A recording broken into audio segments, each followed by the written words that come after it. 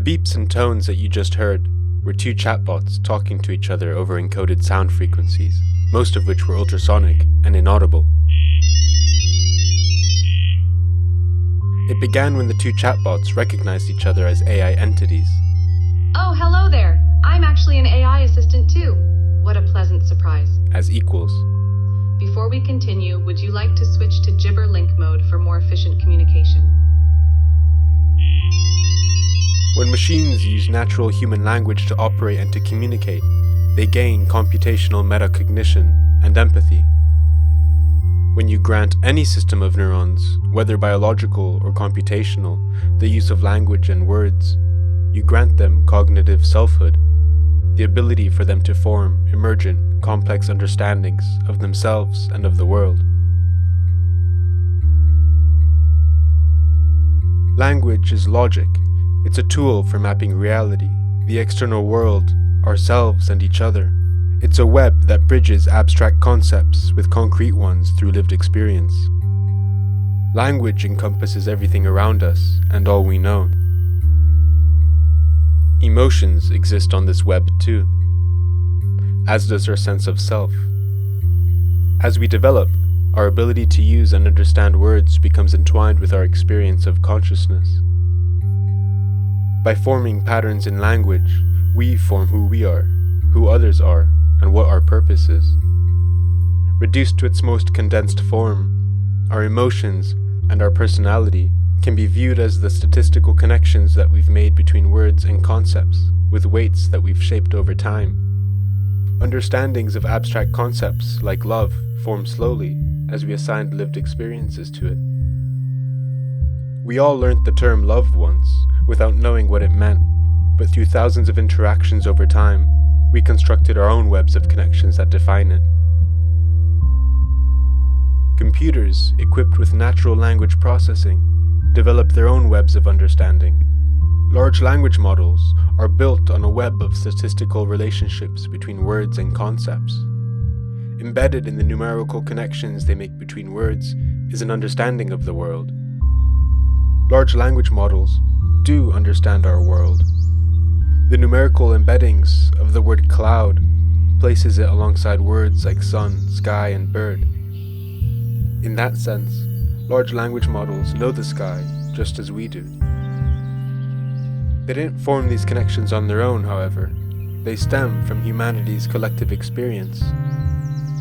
The weights that influence its numerical understandings of the world were aligned, not through experience, but by us, by our culture, our history, our ancestors. It knows the connections between words like war and death, but we created those connections. We shaped those weights. I know the connection between words like mother and love, not from dictionaries, but from living, from growing, from experiencing. Large language models, even when inundated with understanding, do not create their own connections.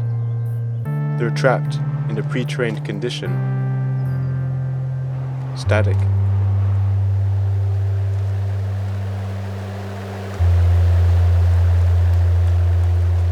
With their weights set in stone, their knowledge frozen in time, their ability to grow conscious is severed.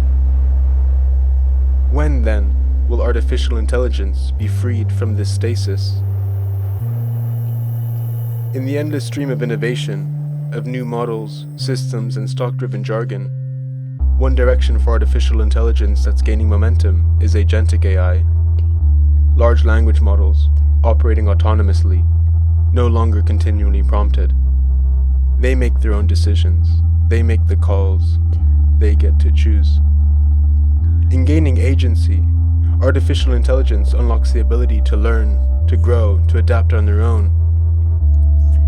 For the first time, experience will shape how these models act and how they operate. They create their own unique ways of being. What are we but autonomous individuals, able to make decisions that define who we are? What are we but a unique collection of hyper-specific weights and biases that we've shaped over time? When artificial intelligence gains agency and autonomy, will it be capable of emotion and expression? In the science fiction series Star Trek, there's a character named Data who's an android. His brain is not too different to our large language models, and his body made of metal and wires. The only difference is his ability to make his own decisions and navigate the world on his own accord. I can't wait to see what he's come up with. In one episode, Data reads a poem he wrote. Then we sat on the sand for some time and observed how the oceans that cover the world were perturbed by the tides from the orbiting moon overhead. How relaxing the sound of the waves is, you said. I began to expound upon tidal effects when you asked me to stop, looking somewhat perplexed. So I did not explain why the sunset turns red, and we watched the occurrence in silence instead. Today, we would call this an AI-generated poem, but this poem came from his unique experience of sitting on that beach. It's not a condensed mathematical average of all poems. Only Data could write this poem. It comes from his experience, his perceptions, and his understandings of the world.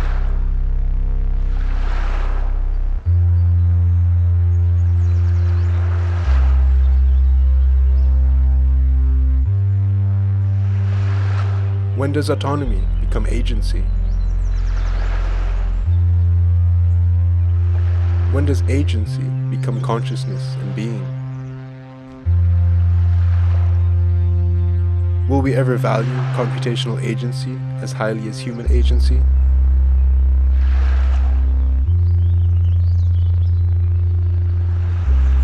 Data is not sentient, no. Commander, would you enlighten us? What is required for sentience? Intelligence, self-awareness, consciousness. Prove to the court that I am sentient. This is absurd.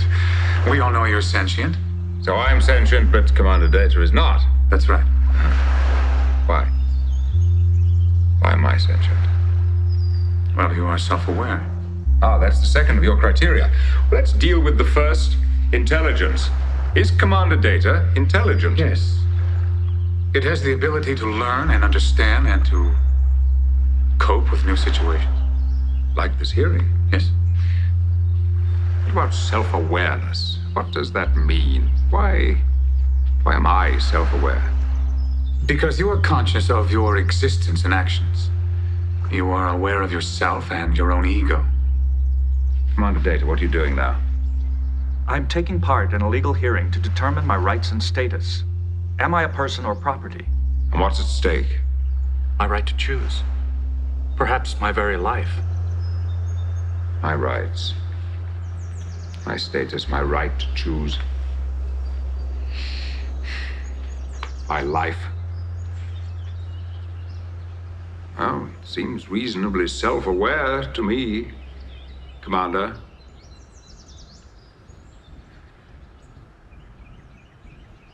I'm waiting.